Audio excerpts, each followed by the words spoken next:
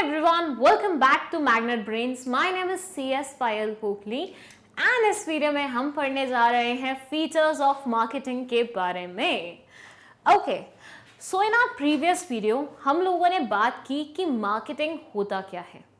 Marketing की concept थोड़ी बहुत डिफरेंट होती है सेलिंग से, हल्को फुल्को सा वो भी डिस्कस किया, एक एग्जाम्पल भी ले लिया एंड आई होप आपने वो वीडियो देख भी लिया है.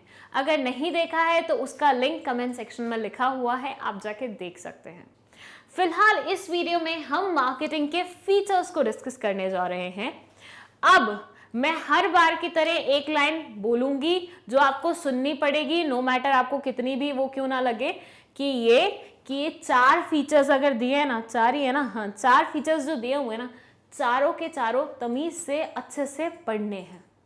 कोई भी बच्चा ये नहीं बोलेगा कि मैम इतने डिटेल वे में क्यों पढ़ा रहे हो, मैम इतना अच्छे से क्यों कवर कर रहे हो, मैम इतना एग्जाम्पल क्यों दे रहे हो.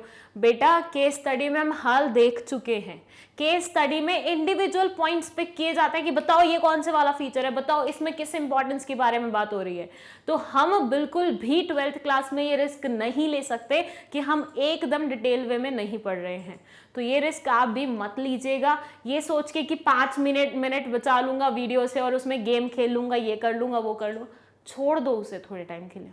2 महीने रहते हैं पेपर में, मई में आपके पेपर हैं फिलहाल वाले बैच के लिए, बाकी सबके तो मार्च में ही हो जाया करेंगे. तो फिलहाल थोड़ा सा ध्यान देते हुए हर एक फीचर को, हर एक इंपॉर्टेंस को डिटेल वे में पढ़ लो. काम आएगा, लिख के ले लो, साइन करा लो चाहे मुझसे लीगल पेपर्स पे. एनीवेज यहाँ पे 4 फीचर्स मेंशन्ड है. फर्स्ट फीचर है नीड एंड वांट. सेकंड है creating a market offering. Third है कस्टमर वैल्यू. देन है एक्सचेंज मैकेनिज्म. ये बोलते हैं मार्केटिंग में क्या क्या होता है. फर्स्ट, कुछ कस्टमर्स होते हैं, कुछ टारगेट मार्केट होता है जिनकी नीड्स को आप समझते हैं. कस्टमर की नीड को, वांट को समझने का सबसे पहले काम आता है हमारे मार्केटिंग में. मार्केटिंग में हम सबसे पहले ये इंश्योर करते हैं कि जो भी मार्केट टारगेट हम ले रहे हैं उसको हम अच्छे से समझें, उनकी नीड्स को हम अच्छे से समझें, उनकी वांट्स को हम अच्छे से समझें और उसके अकॉर्डिंग हम अपना प्रोडक्ट डेवलप करें. सो शुरुआत कहाँ से होती है मार्केटिंग की? यहीं से होती है, लोगों की नीड्स एंड वांट्स समझने से. Second, creating a market offering. मतलब now you have developed the product. आपने अब प्रोडक्ट बना लिया है. अब आपका काम क्या है? आपको उस प्रोडक्ट को लोगों को ऑफर करना है. It will depend upon you only कि आप उसे ऑफर किस तरह से करते हैं. क्या आप उसके फीचर्स के बारे में बात करके उसे बेचते हैं, या फिर आप उसके इंपॉर्टेंस के बारे में बात करके उसे बेचते हैं, या फिर कॉम्पिटिटर से अलग एज लेके फिर बेचते हैं. ये सारा आप पे डिपेंड करता है और यही होता है मार्केटिंग का सेकंड पार्ट कि आपने प्रोडक्ट डेवलप कर लिया है. Now you have to market it, now you have to offer it, you have to offer it to the customers, telling the advantages of having that particular product. उस product को होने से उनको क्या फायदा मिलेगा इसके बारे में उनको बता के आप क्या करते हैं, अपनी सेल इंक्रीज करते हैं. सो this is second feature. Third feature is customer value. भाई देखिए, बहुत ही कम कस्टमर ऐसे होते हैं, मैं एक वर्ड यूज करने वाली थी but I should not use it. बहुत ही कम ऐसे कस्टमर्स होते हैं जो बिना वैल्यू के भी प्रोडक्ट को खरीद लेते हैं. वैसे आजकल कुछ ज़्यादा ही हो गया है क्योंकि हर किसी के पास फ्री का पैसा पड़ा हुआ है. मतलब ऐसा हो रहा है, लोग ऐसे वो कर रहे हैं कि पेड़ पे लग रहा है पैसा उतारो और स्पेंड कर दो. ब्राइब का पैसा, ब्लैक मनी, पैरेलल इकोनॉमी, इन सब से पैसा कमा के, करप्शन वाला पैसा कमा के वो उसे हवा में उड़ा रहे हैं. नहीं ज़रूरत वाली चीज़ों पे भी स्पेंड कर रहे हैं, नहीं वैल्यू गेन करवाने वाली चीज़ों पे भी स्पेंड कर रहे हैं. बट एक नॉर्मल मार्केट का सिनेरियो ऐसा रहता है कि मुझे कोई प्रोडक्ट से कुछ वैल्यू डिराइव हो रही है तभी मैं उसे खरीदूंगी. मुझे कोई प्रोडक्ट लेके किसी तरह की सेटिस्फैक्शन मिल रही है तो मैं उसे खरीदूंगी. मुझे उससे कोई वैल्यू गेन हो रही है तभी मैं उसे खरीदूंगी, अदरवाइज नहीं खरीदूंगी. सो बेसिकली ये बोलते हैं कि कस्टमर को ये एहसास दिलाना कि भैया इस प्रोडक्ट से आपको क्या वैल्यू मिलने वाली है, इस प्रोडक्ट से आपको किस तरह से सेटिस्फैक्शन मिलने वाली है. सो ये हो जाता है हमारा थर्ड फीचर.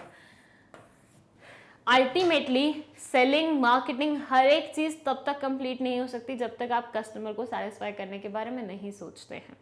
अगर मान लीजिए आपका प्रोडक्ट खरीद के कस्टमर को कोई फर्क ही नहीं पड़ेगा तो आपका प्रोडक्ट खरीदेगा ही क्यों? सोच के देखिए बस। नेक्स्ट है एक्सचेंज मैकेनिज्म। भाई गुड्स का ट्रेड जब भी होगा, सर्विसेज का ट्रेड जब भी होगा, तो एक जगह से दूसरे जगह प्रोडक्ट्स जाएंगे कि नहीं जाएंगे? आप मार्केट से कुछ खरीदने जाते हैं, खरीद के आते हैं, उसने आपको बेचा ना, उसने आपको दिया और आपने बदले में उसे पैसे दिए, तो एक्सचेंज हुआ कि नहीं हुआ? बिल्कुल हुआ। तो मार्केटिंग में बिना एक्सचेंज के काम नहीं चलता है। ये पूरा ही सिस्टम एक्सचेंज मैकेनिज्म पे बेस्ड होता है। फीचर्स में ये मोटा मोटा क्या बोल रहे हैं कि सबसे पहले लोगों की नीड्स एंड वांट्स को समझ लीजिए, अच्छे से समझ लीजिए।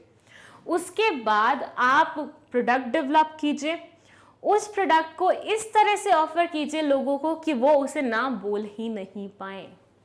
एंड देन ऐसा प्रोडक्ट बनाइए जो कस्टमर को सेटिस्फाई कर सके। इकोनॉमिक्स में आपने मार्जिनल यूटिलिटी पढ़ा होगा, याद करो वो कॉन्सेप्ट को थोड़ा सा, जब हम इसका डिटेल डिस्कशन करेंगे ना तब I will talk about that.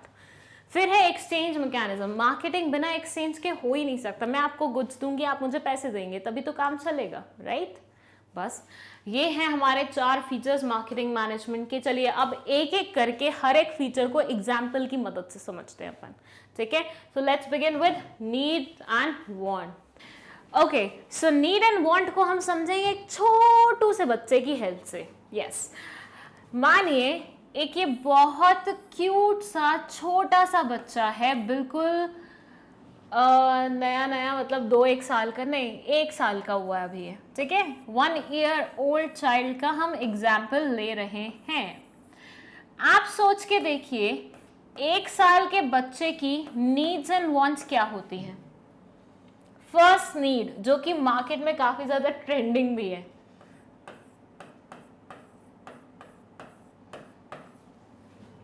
क्या आप जानते हैं ऑनलाइन साइट्स पे सबसे ज्यादा जो बिजनेस अच्छा चल रहा है ना वो इन सब चीजों का चल रहा है, स्पेशली पैम्पर्स। आई नो सुनने में कैसा साउंड करता है, वियर्ड सा, लेकिन इट इज हैपनिंग। ये एक ऐसी चीज है जो आजकल कोई रेसिस्ट नहीं कर सकता। जिनके भी घर पे बच्चे हैं वो ये सब चीजें लेते ही हैं। तो इस बच्चे की नीड है डायपर्स। सेकेंड, वो बेबी टॉयज आते हैं ना, माइट भी आपके घर में बच्चे होंगे तो आपको पता होगा, जो उनकी टीथ में वो करने के लिए मदद करते हैं। मतलब ऐसे टॉयज होते हैं, बच्चों की क्या आदत होती है, जब उनके दांत आ रहे होते हैं तो उनको ना हर एक चीज चबाना बड़ा अच्छा लगता है। तो आजकल स्पेशली ना उसके लिए टॉयज ऐसे आ रहे हैं जो वो चबाए भी ना तो उनको हार्म नहीं पहुंचे। सोच के देखिए कितना एवोल्यूशन हो गया है। आपके घर में बच्चे होंगे तो आप इस चीज़ को जानते होंगे, नहीं है तो मैं बता रही हूँ। ग्रोइंग ईयर्स में जब बच्चों के टीथ आ रहे होते हैं तो उस टाइम पे उनके लिए स्पेशली ऐसे टॉयज निकाले गए हैं जिनको वो बार बार चबाते रहेंगे तो उनको कोई हार्म नहीं पहुंचेगा। वो टॉयज बहुत ही अच्छी क्वालिटी के हैं, without any chemicals use in it. तो ऐसे टॉयज जिनको बेबी टॉयज बोला जाता है वो उनकी नीड और वांट में आएंगे, मतलब नीड में नहीं होंगे तो वांट में आएंगे, राइट? उसके बाद बेबी फूड। एक जमाना हुआ करता था कि बेबी की फीडिंग प्रॉपरली मॉम के थ्रू हुआ करती थी, बट आज की डेट में बेबीज के लिए बहुत सारे अलग अलग किस्म के फूड आ गए हैं। When I was a child, मेरे को याद है सेरेलैक रहता था, बस एक आइटम रहता था बच्चों को खिलाने का, सेरेलैक, और वही खिलाती थी मेरी मम्मी बचपन में। लेकिन आज की डेट में देखा जाए तो इतनी सारी चीज़ें आ गई हैं बच्चों के लिए, इतनी सारी चीज़ें आ गई हैं कि अब तो मतलब होड़ लग गई है कंपटीशन की।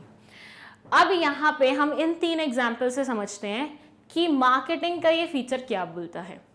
ये बोलता है कि भैया बच्चे की नीड है उसको डायपर्स मिले, उसकी वांट है उसको बेबी टॉयज मिले, उसकी नीड है बेबी फूड मिले, राइट? बट आप उसे दे रहे हैं बुक्स, और क्या ले, माइक, अब मेरे को जो जो दिख रहा है ना मेरे सामने वही, साइलस, और क्या ले सकते हैं हम यहाँ पे, लाइट्स, हम बच्चों को ऑफर कर रहे हैं बुक्स, माइक, स्टाइलस, लाइट, सारे एग्जाम्पल इसी रूम से पिक किए गए हैं। आप मुझे बताइए कितनी हद तक ये सारे प्रोडक्ट्स बेबी को सेटिस्फाई कर पाएंगे। यहाँ पे आप बेबी को एज अ बेबी मत देखो, एज अ कस्टमर देखो। हाँ, माइट भी इनके बिहाफ पे डिसीजन इनके पेरेंट्स लेते हैं, लेकिन लेते तो इन्हीं के लिए हैं, इनकी सहूलियत के लिए लेते हैं, राइट? बच्चों को ही तो सेटिस्फाई करना होता है, बच्चों को ही तो चुप कराना होता है, राइट? वही होता है ना। तो बस यहाँ पे क्या बुक्स, माइक, स्टाइलस, लाइट्स, ये सारी चीजें बच्चों को चुप करा पाएंगी या बच्चों को इन्वॉल्व रख पाएंगे किसी चीज में? ऑब्वियसली नहीं। तो अगर आपका टारगेट ऑडियंस बेबीज हैं, अगर आपका टारगेट ऑडियंस या टारगेट मार्केट बेबीज हैं, तो आपको यही प्रोडक्ट्स उनको डिलीवर करने पड़ेंगे, यही उनकी नीड्स हैं, यही उनकी वांट्स हैं। और अगर आपको अच्छा मार्केटर बनना है तो आपको अपने टारगेट कस्टमर्स के नीड्स को समझना पड़ेगा, और मार्केटिंग में हम करते भी यही हैं। So it says the focus of marketing is need and want of customers. किसी भी मार्केटर का जो फोकस होता है या मार्केटिंग का जो फोकस होता है वो उसके कस्टमर की नीड्स एंड वांट्स होती हैं। Then all the activities in the market are carried out with the main motive of satisfying needs and wants of the customers and organizations. जितनी भी चीजें मार्केटिंग में होती हैं वो सिर्फ और सिर्फ सेटिस्फाई करने के लिए होती हैं। किनको? कस्टमर्स को। कस्टमर्स की सेटिस्फैक्शन सबसे ज्यादा इंपॉर्टेंट है। चलिए, एक एग्जाम्पल तो हमने बेबीज का ले लिया, दूसरा एग्जाम्पल ले लेते हैं हम ऑनलाइन टीचर्स का। आजकल ऑनलाइन टीचर्स बहुत सारे हो गए हैं, हम खुद भी हैं, तो क्या कर सकते हैं। अब ऑनलाइन टीचर्स को किस किस चीज की रिक्वायरमेंट हुई लॉकडाउन के बाद? Mic, camera, lights, smart board,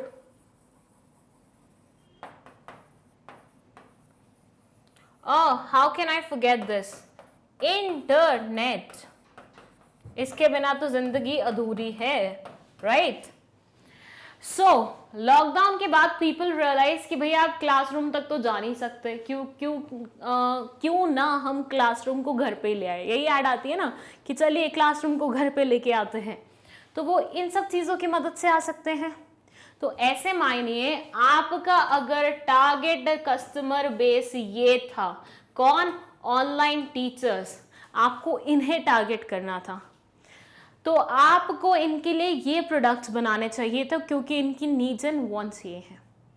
लेकिन आप उनके लिए बना रहे हैं chocolate, bags, rings, water bottle. आप मुझे बताइए किस हद तक आप अपने कस्टमर को सेटिस्फाई कर पाएंगे? किसी भी हद तक नहीं। उनकी रिक्वायरमेंट्स क्या हैं, उनकी नीड्स क्या हैं, उनकी वांट्स क्या हैं, आप क्या ऑफर कर रहे हैं उन्हें? क्या कोई मैच हो रहा है? नहीं हो रहा। तो ऐसे में आपके प्रोडक्ट्स कोई नहीं खरीदेगा, और as a result of which आपके ऊपर टैग लग जाएगा बैड मार्केटर का। सो अगर आपको अच्छा मार्केटर बनना है, अगर आपको मार्केटिंग अच्छे से सीखनी है, तो you need to understand first कि भैया कस्टमर को अपन पहले तो टारगेट कस्टमर तो पहले ही आपने असाइन कर लिया, उसके बाद उनके नीड्स एंड वांट्स को भी समझ लें। ठीक है, सो यहाँ हमारा फर्स्ट पॉइंट खत्म होता है। Let's move to the second one.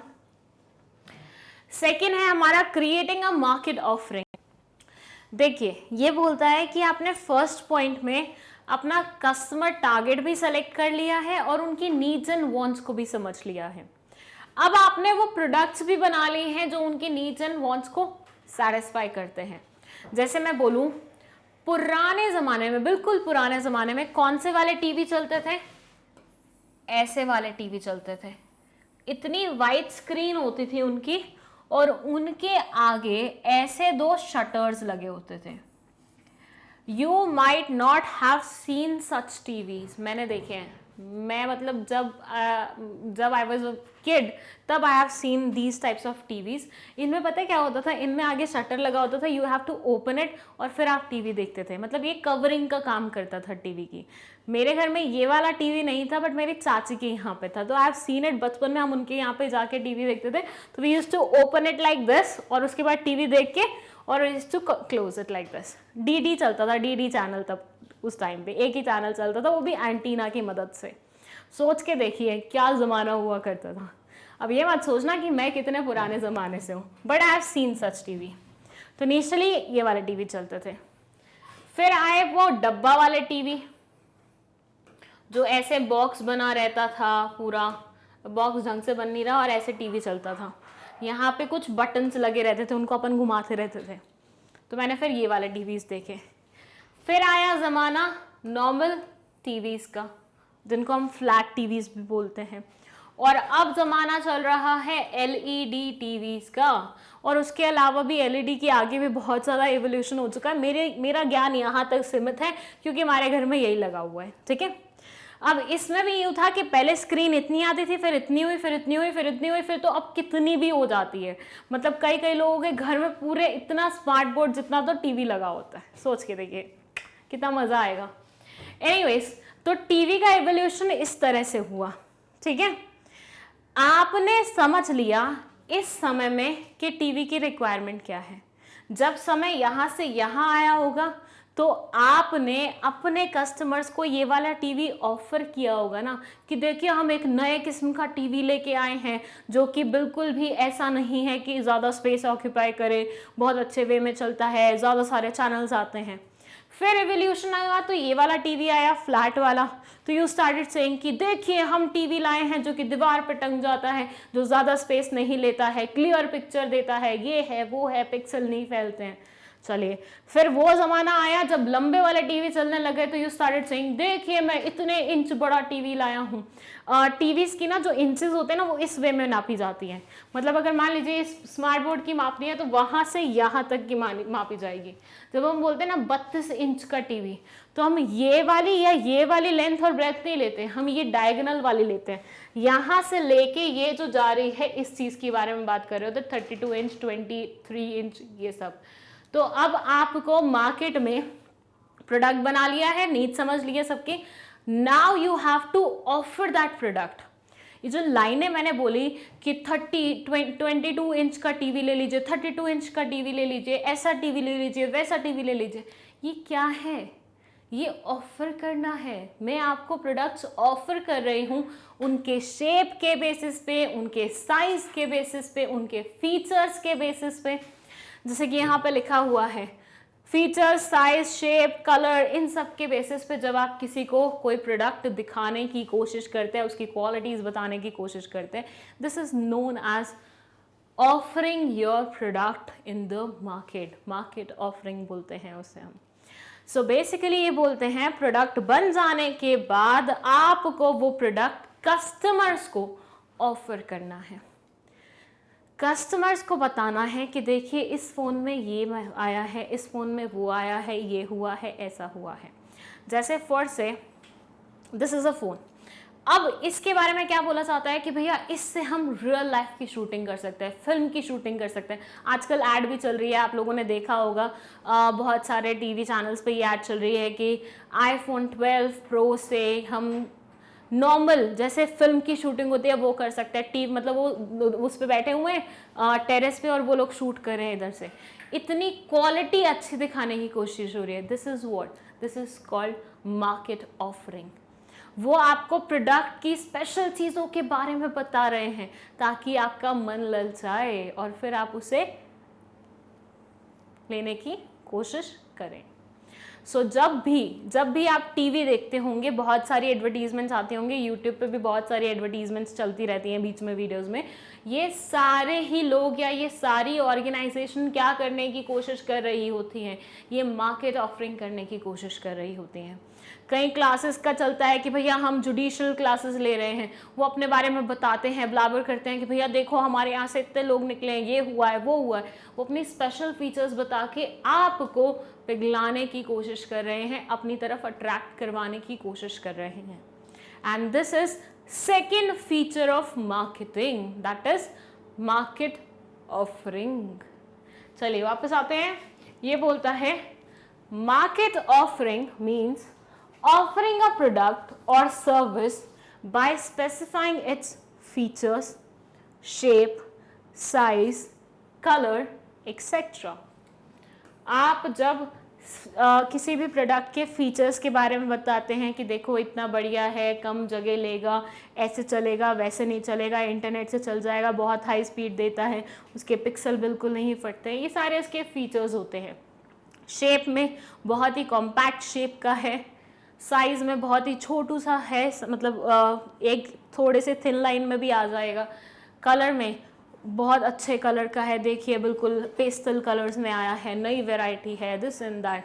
जैसे आजकल आप साड़ियाँ लेने जाओगे ना, या आजकल सूट लेने जाओगे ना, वो आपको कलर दिखाएंगे पेस्टल कलर्स, जो लाइट पिंक, बेबी ब्लू और ये सब होते हैं, ग्रीनिश ब्लू, ये सब कलर्स होते हैं. तो वो दिखाएंगे, देखिए ये कलर्स ट्रेंड में है, खरीदिए, नहीं ये करिए वो करिए. These are what market offerings. ठीक है.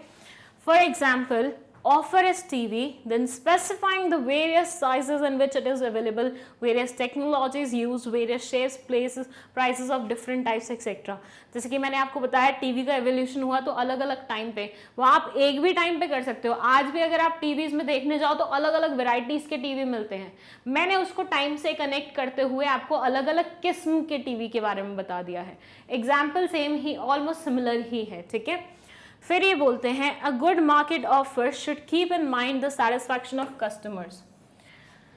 देखिए, मुझे किसी को कन्विंस करना है कि आप मेरा ही प्रोडक्ट खरीदिए, तो मैं कस्टमर्स को ये बताऊंगी कि आपको ये प्रोडक्ट खरीदने से क्या मिलेगा, and that's what matters the most. क्यों? क्योंकि कस्टमर्स की सेटिस्फैक्शन ही तो अल्टीमेट गोल होता है. अगर एक कस्टमर सेटिस्फाई हो जाए तो फिर आपको आगे उतना ज़्यादा प्रमोशन में करने की ज़रूरत भी नहीं पड़ती. अब मैं बोलती हूँ, कोई एक वीडियो बनाए, आपको वो वीडियो पसंद आया है, आपने मतलब वीडियो बनाने वाले ने कस्टमर को क्या किया है, ऑडियंस को क्या किया है, सेटिस्फाई किया है. अब आप नेक्स्ट वीडियो देखने खुद ब खुद आएंगे. हुआ ना ऐसा? तो बस वही चीज़ है कि आपको ये समझना है कि कस्टमर को किस तरह से सेटिस्फाई करें, और आपको अपनी मार्केट ऑफरिंग में उस चीज़ पे फोकस भी करना है कि कस्टमर को बताएं कि देखिए हम आपको यहाँ पे ये चीज़ दे रहे हैं, इससे आपको ये फ़ायदा मिलेगा. जैसे हम यहाँ पे आपको 11th-12th क्लास का पूरा बिजनेस स्टडीज़ फ्री में दे रहे हैं, with notes, with doubt clearing sessions, with notes writing practices, with writing practices in general, या फिर एग्जामिनेशन में कैसे लिखनी है वैसे. तो ये सारी चीज़ें जो मैंने अभी बोली ये क्या है, ये मार्केट ऑफरिंग है. समझे कि नहीं समझे? चलिए वापस आ जाते हैं. यहाँ पे हमारा सेकेंड फीचर खत्म हो गया है. Let's move to the third one. Third है हमारा customer value. Okay, customer value के लिए लेंगे हम 3 एग्जाम्पल. यस, फर्स्ट एग्जाम्पल है हमारा केसर का. भाई इसका क्रेडिट जाता है हमारे कैमरामैन को, क्योंकि ये आइडिया उन्हीं का है. ठीक है. सो फर्स्ट केसर का एग्जाम्पल है. सेकंड है काजू का. काजू को इंग्लिश में कैश्यू नट बोलते हैं, मुझे स्पेलिंग भी आती है लेकिन मैं यहाँ पे काजू लिख रही हूँ क्योंकि जगह थोड़ी है. थर्ड एग्जाम्पल लेंगे हम आईफोन का. पता नहीं एप्पल प्रोडक्ट्स ने मुझे क्यों इतना ज़्यादा ऑब्सेस्ड बना दिया है कि मैं उनके बिना बात ही नहीं कर पाती. एनीवेज, ये 3 एग्जाम्पल हम लेंगे कस्टमर वैल्यू को समझने के लिए. शुरू करते हैं केसर से. केसर का मतलब होता है सैफरन. ठीक है. सुना होगा, इसकी जलेबी खाई होंगी, मतलब इससे बनी हुई, या इसका दूध पीते होंगे. ये इतने से पैक में ऐसे धागे धागे से होते हैं, रोए रोए से. कौन से कलर के? मरून कलर के, maroon, reddish, dark reddish colour के. ठीक है. इतनी सी एक डब्बी केसर की अच्छे वाले क्वालिटी के खरीदोगे तो 700 से 800 रुपए की आती है. 10 ग्राम केसर होता होगा इसमें, हार्डली 10 ग्राम. कितने की आती है? 700 से 800 की. मैं बहुत बार ऐसे गई हूँ कहीं पे जहाँ पे मुझे केसर की डब्बियाँ ऐसे लटकी हुई दिख गई। वो होता है ना कुछ कुछ ग्रोसरी शॉप्स पे आपको बाहरी प्रोडक्ट्स दिख जाते हैं, और मैं बहुत खुश होकर बोलती हूँ भैया ये भी देना एक, क्या है ये, कितने का है ये? वो बताते हैं मैम ये केसर है और ये 700 रुपये की डब्बी है। और मैं एक ही सेकंड में बोल देती हूँ नहीं नहीं, आई डोंट लाइक केसर, छोड़िए इसको मत दीजिए। ऑब्वियसली मैं उतने से पैकेट के लिए 700 से 800 रुपये नहीं खर्च करना चाहूँगी। अब ये मैं अपनी पर्सनल प्रेफरेंस के अकॉर्डिंग ले रही हूँ, because I don't like Kesar much. तो जब कोई चीज़ मैं इतना ज़्यादा पसंद भी नहीं करती, उस चीज़ को खरीदने से मुझे उतनी ज़्यादा सेटिस्फैक्शन भी नहीं मिलती, तो क्या मैं उसके ऊपर इतना सारा पैसा लगाना चाहूँगी? बिल्कुल भी नहीं।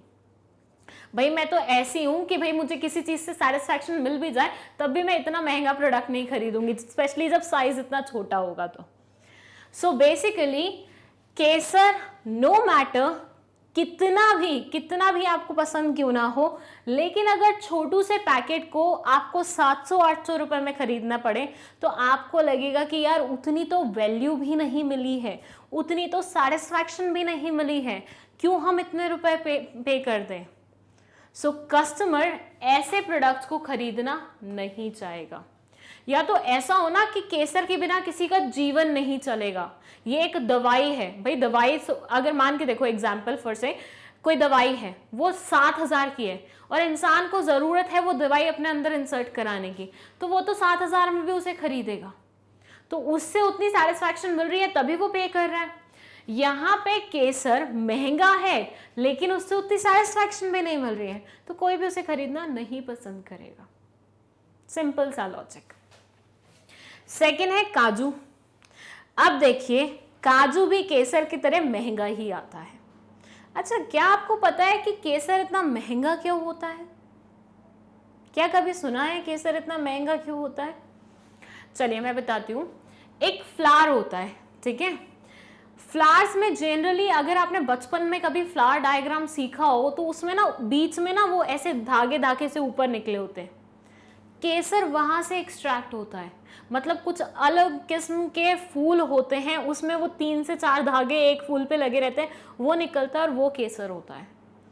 अब क्योंकि उनकी क्वांटिटी कम होती है इसलिए इसका प्राइस इतना ज़्यादा होता है। जिस चीज़ की डिमांड ज़्यादा है, सप्लाई कम है, तो price is bound to be high, right. जिस भी चीज़ की डिमांड ज़्यादा होती है, केसर बहुत ज़्यादा डिमांडेड होता है लोगों में क्योंकि उनको फ्लेवर पसंद आता है। मैंने अपना पर्सनल एग्जांपल दिया था और मुझे केसर इतना पसंद नहीं है, इसलिए मैंने बोला था कि मैं नहीं खरीदूंगी उससे।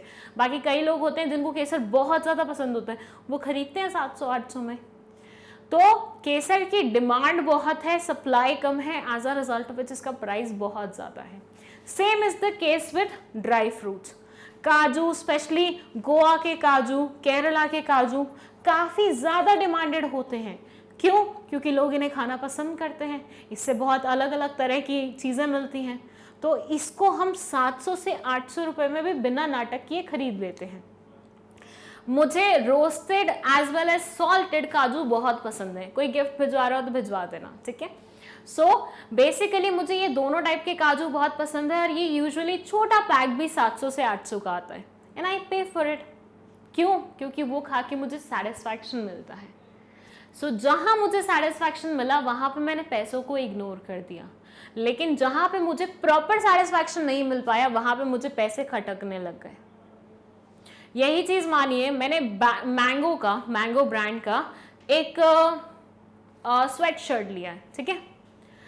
अब वो आया होगा 3,000 से 2,500 से 3,000 के बीच में, पर मुझे उसे पहन के सेटिस्फैक्शन मिला, मुझे वर्थ लगा वो खरीदना, मुझे क्वालिटी पसंद आई, मुझे स्टफ पसंद आया, मुझे फील पसंद आया, तो मैंने उतना पे किया ना। तो जब कस्टमर को उस पर्टिकुलर चीज से वैल्यू मिलती है, सेटिस्फैक्शन मिलती है, तो वो कितना भी स्पेंड करने के लिए तैयार हो जाते हैं। जैसे कि हम आईफोन का एग्जाम्पल लें। अब नॉर्मल फोन्स के कंपैरिजन में, नॉर्मल फोन्स क्या 10,000, 12,000, 15,000, 20,000, 28,000, 30,000, 40,000 तक के आ जाते हैं, बट फिर भी कुछ लोग 80,000, 90,000, 1 लाख, 1.5 लाख तक स्पेंड करते हैं और आईफोन लेके आते हैं। क्यों? क्योंकि वो उन्हें सेटिस्फैक्शन देता है। आप एक बार एप्पल प्रोडक्ट्स यूज कर लो ना, मतलब बिफोर दिस मैं भी एप्पल प्रोडक्ट्स को कभी सपोर्ट नहीं करती। आई ऑलवेज यूज टू से कितने महंगे होते हैं, इससे बढ़िया तो बहुत अच्छे अच्छे ऑल्टरनेटिव्स अवेलेबल हैं। बट एक बार अगर आप इन्हें इस्तेमाल कर लो ना, तो फिर आप इनके फैन बन जाते हो और आपको कोई चीज़ दोबारा पसंद नहीं आती। इनमें नॉर्मल प्रोडक्ट्स की तरह हैंगिंग नहीं होते कि भी कभी भी हैंग हो जाता है। जैसे नॉर्मल फ़ोन हम लेते हैं 1 से 1.5 साल वो ढंग से चलता है, उसके बाद वो हैंग करना स्टार्ट कर देता है। सैमसंग के तो स्पेशली, आईफोन ऐसा नहीं करता, आईपैड ऐसा नहीं करता, मैकबुक ऐसा नहीं करता। ये बहुत ही एफिशिएंटली स्मूथली वर्क करते हैं। So as a result of which ये चीज़ें आपको उतनी क्वालिटी भी ऑफर करती हैं, उतनी सेटिस्फैक्शन भी देती हैं, उतनी वैल्यू भी देती हैं, तो आप उनके लिए एक्स्ट्रा पे करने के लिए भी तैयार हो जाते हो। सो ये तीनों एग्जाम्पल के अलावा अगर आपको कोई और एग्जाम्पल ऐसा लगे जो मतलब पैसे ज़्यादा खा रहा है लेकिन उतनी सेटिस्फैक्शन नहीं मिल रही, वो भी आप यूज़ कर सकते हो। सो अल्टीमेटली इस पॉइंट में क्या लिखा हुआ था, इस पॉइंट में लिखा हुआ था कि कोई भी कस्टमर अगर प्रोडक्ट से खुश नहीं होगा, सेटिस्फाइड नहीं होगा, तो वो उसे नहीं खरीदेगा। और अगर वहीं पे वो कस्टमर आपके प्रोडक्ट से सेटिस्फाई हो गया, नो मैटर आपने प्राइस कितना भी ऊपर सेट करके क्यों ना रखा हो, वो उसे खरीदेगा। एप्पल वाले कभी भी कस्टमर्स को अट्रैक्ट करने के लिए प्राइसेस को नीचे नहीं लाते हैं, लेकिन वहीं पे वो क्या करते हैं, वो आपको ऐसी क्वालिटी देते हैं, ऐसी चीज़ें देते हैं कि आप रेसिस्ट ही नहीं कर पाते हो अपने आप को पर्टिकुलर प्रोडक्ट्स लेने से। So customer value says customer is ready to give a price for the product only when he gets satisfaction or only when the product is offering utilities matching to the price। जब product उतनी utilities आपको दे, marginal utility concept याद है ना, बस ये बोलते हैं जितनी यूटिलिटी आपको मिलेगी उतना ही ज़्यादा आप पे करने के लिए तैयार होंगे। अगर यूटिलिटीज़ और प्राइस दोनों मैच कर रहे होंगे तो हम पे कर देंगे, लेकिन एक भी चीज़ ऊपर नीचे हुई वहाँ पे आपकी सोच भी बदल जाएगी। Customer values the product on the basis of satisfaction and service offered by the product। Customer हमेशा एक प्रोडक्ट को उतनी वैल्यू देता है जितनी उससे उसको सेटिस्फैक्शन मिलने वाली होती है। Marketer must add to the value of the product so that the customer prefers you product over the competitor, your product over the competitor, sorry। हमेशा मार्केटर को ये ध्यान रखना चाहिए कि आपको इस तरह से ऑफर करना चाहिए अपने प्रोडक्ट को कि आपका कस्टमर आपके कॉम्पिटिटर के पास जा ही नहीं पाए, उसको लगे भैया मेरी तो नीड्स यहीं पे सेटिस्फाई हो जाएंगे, मुझे कहीं और जाने की ज़रूरत नहीं है। So this is what we call customer value, that is the third feature of your marketing. Now let's move to the last feature, that is exchange mechanism. ये क्या बोलता है? एक्सचेंज मैकेनिज्म थोड़ा सा तो नाम से ही समझ में आ रहा है कि किसी दो पर्सन्स के बीच में लेन देन हो रहा है। रिमेंबर दोज टाइम्स जहाँ पे बार्टर सिस्टम चलता था, माइट भी आपने इकोनॉमिक्स में पढ़ा होगा, 10th की इकोनॉमिक्स में I guess it is covered, right. तो बार्टर सिस्टम क्या होता है? एक इंसान के पास कुछ ऐसे प्रोडक्ट होते थे जो उसके पास एक्स्ट्रा होते थे, राइट। वो एक्स्ट्रा प्रोडक्ट्स दूसरे इंसान को दे देता था और उससे वो चीज ले लेता था जो उसके पास एक्स्ट्रा होती थी। यही तो होता है बार्टर सिस्टम। दोबारा से समझिए, एक इंसान के पास कोई प्रोडक्ट एक्स्ट्रा है, फर्स्ट है मेरे पास चप्पलें एक्स्ट्रा हैं, फिर है मेरी बड़ी बहन जिसके पास कपड़े एक्स्ट्रा हैं और चप्पलें नहीं हैं, तो वो मुझसे चप्पलें ले लेंगी, मैं उनसे कपड़े ले लूंगी। This is what we call barter system. But फिर आहिस्ता आहिस्ता बार्टर सिस्टम की कॉन्सेप्ट क्या होने लगी? खत्म होने लगी और मनी की कॉन्सेप्ट आ गई। अब मनी की कॉन्सेप्ट क्या बोलती है? मनी की कॉन्सेप्ट बोलती है कि भैया आप प्रोडक्ट दीजिए या लीजिए और इन रिटर्न पैसे दीजिए या लीजिए। फर्स्ट से मैंने यहाँ पे अपनी बहन से हील्स नहीं मांगे, मैंने मिंत्रा से मांगे, तो मिंत्रा ने मुझे हील्स दिए, मैंने उनको पैसे दिए। हुआ ना एक्सचेंज। आपने मुझे कुछ दिया, मैंने आपको कुछ दिया, मैंने आपको पढ़ाया, आपने मुझे थैंक यू बोला। This is what exchange. दो तरफ का लेन देन, मतलब मेरी तरफ से कोई चीज गई है, आपकी तरफ से कोई चीज आई है। तो यहाँ ये बोलते हैं मार्केटिंग का मेन एसेंस एक्सचेंज ही होता है। मार्केटिंग का मतलब क्या होता है? गुड्स सामने वाले इंसान को बेचना। तो गुड्स सामने वाले इंसान को बेचना मतलब गुड्स यहाँ से वहाँ गए हैं ना, वहाँ से पैसे आए हैं ना, बस। सो ये बोलते हैं the process of marketing involves exchange of products and services for money or money's worth. In exchange, customer pay money and in return they take product or services which satisfy their needs and wants. आप अपनी तरफ से product ले लेते हैं, मतलब सामने वाले की तरफ से प्रोडक्ट ले लेते हैं और उनको पैसे देते हैं और इसी तरह से अपनी नीड्स एंड वांट्स को सेटिस्फाई करते हैं। Exchange can take place directly between manufacturer and customer और थ्रू मिडलमैन। ये बोलते हैं कि मैन्युफैक्चरर चाहे तो खुद भी कस्टमर को डायरेक्टली कोई चीज़ दे सकता है, जैसे कि आजकल ऑनलाइन साइट्स आ गए हैं, राइट। अब ऑनलाइन साइट्स में क्या होता है, आपको बल्क ऑर्डर लेना है, मतलब मुझे अपने ऑफिस के लिए 100 चेयर्स चाहिए, तो ऐसे में मैं डायरेक्टली मैन्युफैक्चरर को कांटेक्ट करूँगी, मैं बोलूँगी भाई 100 चेयर्स चाहिए, दिलवा दे, तो वो डायरेक्टली मुझे भेज देगा। दूसरा तरीका क्या हो सकता है कि मैं एक दुकान वाले को कॉल करूं और उसको बोलूं यार 100 चेयर्स चाहिए, वो दुकान वाला मैन्युफैक्चरर को कॉल करे कि मुझे मेरे कस्टमर के लिए 100 चेयर चाहिए, तो यहाँ पे मिडलमैन के थ्रू मेरे पास चेयर्स आई हैं, जबकि पुराने वाले एग्जाम्पल में डायरेक्टली मैन्युफैक्चरर ने मुझे चेयर्स बेच दी थी। सो ये बोलते हैं कि आपके यहाँ पे एक्सचेंज डायरेक्टली कस्टमर मैन्युफैक्चरर के यहाँ से भी आ सकता है या फिर मिडलमैन के थ्रू भी आ सकता है। सो एक्सचेंज मैकेनिज्म क्या है? एसेंस है मार्केटिंग का। मार्केटिंग का पूरा सार ही यही है, मार्केटिंग होती ही इसी के लिए है। So this is our last and fourth feature of marketing. इसमें इतना सही एक्सप्लेनेशन था। यही एग्जाम्पल लिख देना कि आप किसी से कुछ खरीदते हो तो उसको इन रिटर्न पैसे देते हो, तो इस तरह से गुड्स और सर्विसेज का लेन देन होता है। चलिए यहाँ हमारे खत्म होते हैं फीचर्स, जो कि 4 थे। हमने ब्रीफ में भी डिस्कस कर लिए, डिटेल में भी डिस्कस कर लिए। छोटू क्वेश्चन आएगा तो ब्रीफ वाला एक्सप्लेनेशन लिखना है, और बड़ा क्वेश्चन आएगा तो ये फुल वाला एक्सप्लेनेशन लिखना है with the help of an example, with the help of different examples actually. कोई भी डाउट है कमेंट सेक्शन में पूछ लो। नोट्स चाहिए उस लिंक पे चले जाओ जो कि डिस्क्रिप्शन बॉक्स में मेंशन है। मार्केटिंग की वीडियो नहीं देखी थी तो उसका लिंक आपको कमेंट सेक्शन में मिल जाएगा। नेक्स्ट वीडियो देखनी है तो उसका लिंक भी आपको कमेंट सेक्शन में मिल जाएगा। Thank you so much for watching this video.